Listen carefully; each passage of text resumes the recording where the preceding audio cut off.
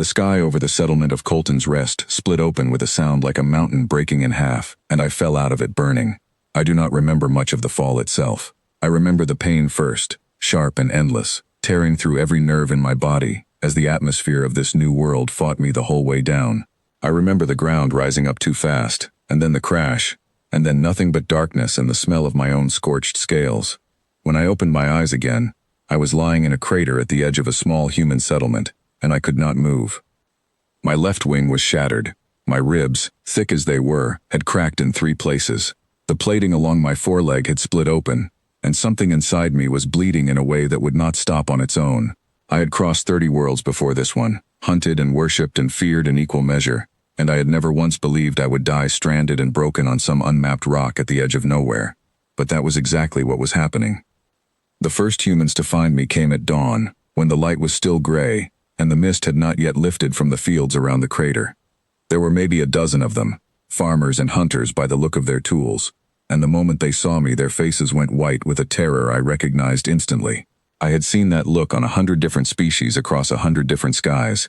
It is the look of something small, realizing it is standing in front of something that could end it without effort. I did not want to hurt them. I could barely lift my head.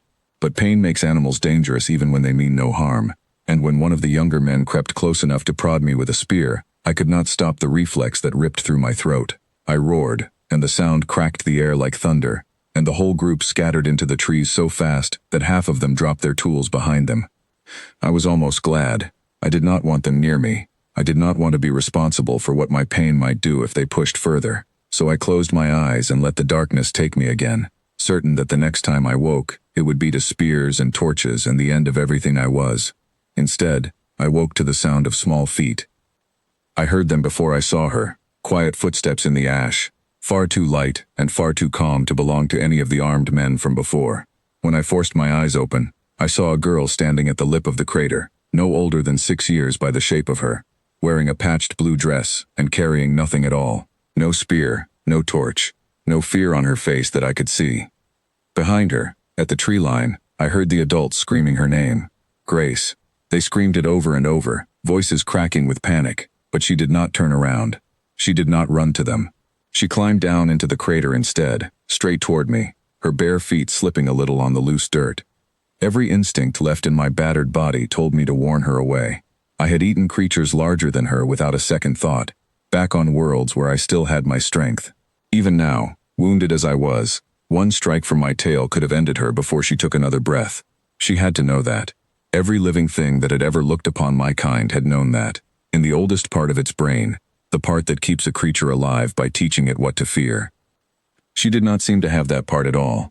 She stopped a few feet from my head and looked at me with an expression I had never once received from any creature in 30 years of crossing the stars. It was not fear. It was not even simple curiosity. It was something closer to concern, the kind of look a small thing gives another small thing when it has fallen and needs help getting up. "You're hurt," she said. I could not understand her words yet, not truly, not in the way I would come to later. But I understood the shape of her voice, soft and steady, and I understood that she was not afraid. Behind her, a man came crashing down into the crater, out of breath, his face nearly gray with terror. He must have been her father, or close enough to it, because the moment he reached her he grabbed for her arm and tried to pull her back. "Grace, get away from it, right now." "It's hurt, Daniel," she said, twisting free of his grip with the stubbornness only a child that age can manage. "Look at its leg. It's not going to do anything." "You don't know that." "I do," she said, and there was no doubt in her voice at all. None of the trembling uncertainty a child should have had while standing 3 feet from something that could kill her without trying. It's scared. Like when Buttons got his paw caught in the fence. Scared things don't attack unless you make them. I do not know, even now, where a child that small learned such a thing. Perhaps she had simply always known it, the way some creatures are born already understanding what takes others a lifetime to learn. Daniel did not let her go easily. He stood over her with his whole body between us, watching me with the wide, hard eyes of a man who fully expected to die in the next few seconds trying to protect his daughter. I could smell his fear from where I lay, sharp and bitter, and beneath it something else, something I recognized because I had felt it myself once, a very long time ago, before pain and distance had worn it thin. He loved her. That was why he was not running. I let my head sink back down into the dirt, slow and careful, showing him the only thing I had left to offer, which was stillness. I was too broken to be a threat even if I had wanted to be one, and some part of me, some old and tired part, wanted him to see that. It took a long moment, but he saw it. "Grace," he said quietly, "stay behind me." She did not listen, not fully, but she did stay close, peeking around his side with those same steady eyes, watching me the way you would watch something wounded and worth saving, rather than something dangerous and worth destroying. The rest of the settlement gathered at the crater's edge that morning, and the arguments that followed lasted long past noon. I could not understand every word, not yet, but I understood the tone well enough. Some of them wanted to end me where I lay, to be rid of the danger before it could grow teeth again. Others, quieter, argued that a creature too wounded to stand was no danger at all, and that killing something helpless was its own kind of danger to become. It was Grace who decided it in the end, though she never raised her voice once. She simply walked back down into the crater with a bucket of water nearly as big as she was, spilling half of it across her dress on the way, and set it down in front of me without asking anyone's permission at all. I remember drinking from that bucket and feeling, for the first time since I had fallen from the sky, that I might actually survive. The days that followed blurred together in a haze of pain and slow healing. Grace came to the crater every morning before the sun had fully risen, always with water, sometimes with strips of dried meat she had clearly taken without asking, and always with that same steady calm that made no sense to me at all. She would sit at the edge of my reach and talk, about nothing important, about the chickens that kept escaping their pen, about a boy named Owen who had pulled her hair and gotten chased off by her older brother, about 100 small things that meant nothing and yet, somehow, meant everything, because they were the first ordinary conversation I had been given in longer than I could remember. I began to understand her words properly around the 5th day. It came the way it always does, threads pulling together slowly until the whole cloth appears at once, and the first full sentence I understood clearly was her asking, quite seriously, whether dragons liked being told stories or would rather just sleep. I made the sound closest to laughter that my kind can manage. It startled her so badly she fell backward into the dirt, and then she laughed too, and it was the first time in 3 cycles of travel that I had heard a sound I actually wanted to hear again. Not everyone in Colton's Rest came around so easily. There was a man named Peter, broad-shouldered and grim, who lost 2 sheep to something in the woods that same week, and was certain, without proof, that I was the cause. He came to the crater one evening with 3 others, torches lit, and stood at the edge shouting that they would not wait for the creature to heal before it turned on them all. I could have defended myself. Even wounded, I still had my fire, still had claws that could end an argument in half a second, but I did not want that. Not here, not with her watching. It was Daniel, of all people, who stood between Peter and the crater that night. "It hasn't touched a single animal," Daniel said. "I've checked every morning since it landed. Whatever's taken your sheep, it isn't lying 20 feet away too broken to stand. You don't know what it's capable of once it heals." "No," Daniel admitted, "none of us do. But I know what my daughter's capable of, and she trusts it more than she trusts half the grown men in this settlement, and that has to count for something." It did not end the argument that night, but it delayed it, and delay was all I needed, because 3 days later the real culprit was found, a pack of wild dogs denning in the hills beyond the fields, and Peter's anger had nowhere left to point. By the 2nd week, the fear in the settlement had softened into something closer to caution.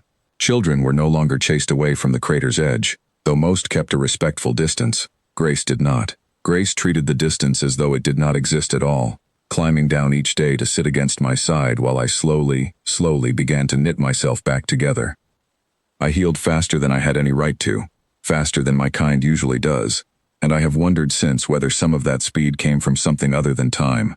There is a kind of medicine that has nothing to do with herbs or bandages, and I think, in my own broken way, I had been starving for it far longer than I realized.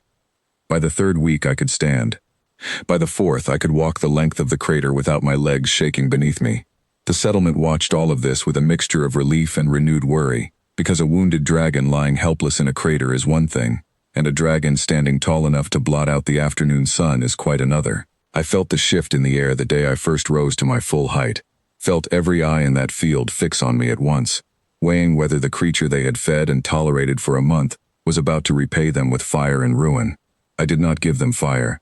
I gave them the only thing I had left that might answer the question they were all too afraid to ask. I knelt. I lowered my head all the way to the dirt, folding my wings against my back, making myself as small as something my size could ever manage to be. and I held that position for a long, silent moment while the whole settlement stood frozen at the edge of the field. Grace was the one who broke the silence. She walked straight past the adults, straight up to my lowered head, and pressed her small hand flat against my snout the way she had done 100 times before. "See," she said, loud enough for everyone behind her to hear. "Told you." I do not think a single word from any elder or leader in that settlement could have done what those 4 words did. Slowly, one at a time, the tension in the field began to ease. Weapons that had been half raised were lowered. Someone, I never learned who, began to clap, and then a few others joined, uncertain and awkward. The way people clap when they are not entirely sure what they are celebrating but know it feels like it should be celebrated.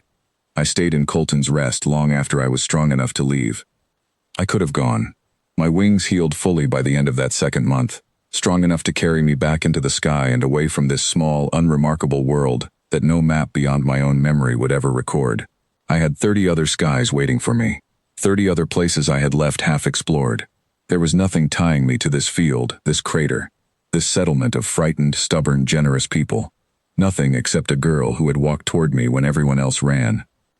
I told myself, for a while, that I stayed only to be certain the settlement was truly safe from whatever had crashed alongside me in that field. A piece of my ship's wreckage I never fully explained and they never fully understood. I told myself I stayed to repay a debt, water for water, kindness for kindness, until the scales of it balanced out and I could leave with a clear conscience. But debts do not usually take 3 years to repay, and that is how long I stayed. I watched Grace grow from a small girl who spilled buckets down her own dress into someone taller, steadier, sharper with her words. I watched Daniel's hair gray further at the temples while he taught her how to read the weather in the shape of the clouds. I watched Peter, of all people, become one of the settlement's fiercest defenders of my presence. The same man who had once stood at the crater's edge with a torch, now the one who argued loudest against anyone suggesting I should ever be made to leave.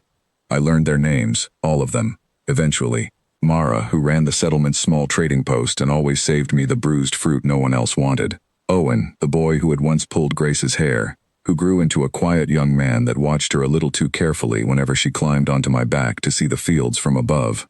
Ivy, Daniel's younger sister, who painted the crater's rim with wildflowers every spring, as though marking the spot where something important had happened. Something important had happened there. I understood that more clearly with every season that passed.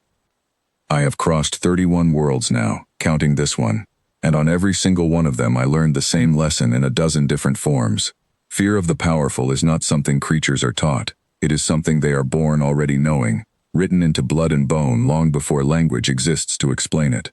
I had accepted that lesson as simply true, an unbreakable law of every sky I had ever flown beneath. Grace broke it without even trying. I asked her once, years later, why she had walked toward me that first morning, instead of running like everyone else. She was older by then, tall enough to look me almost level in the eye when I lowered my head, and she thought about the question far longer than I expected before she answered. "I don't know," she admitted finally. "I just remember looking at you and thinking you looked more scared than scary, and nobody was helping you, so I figured somebody should." It was such a small reason, such an ordinary one, and yet it had been enough to change the shape of everything that came after, for her settlement, and for a creature who had begun to believe there was no world left in this galaxy where he might be looked at without fear. I do not know if I will stay in Colton's Rest forever.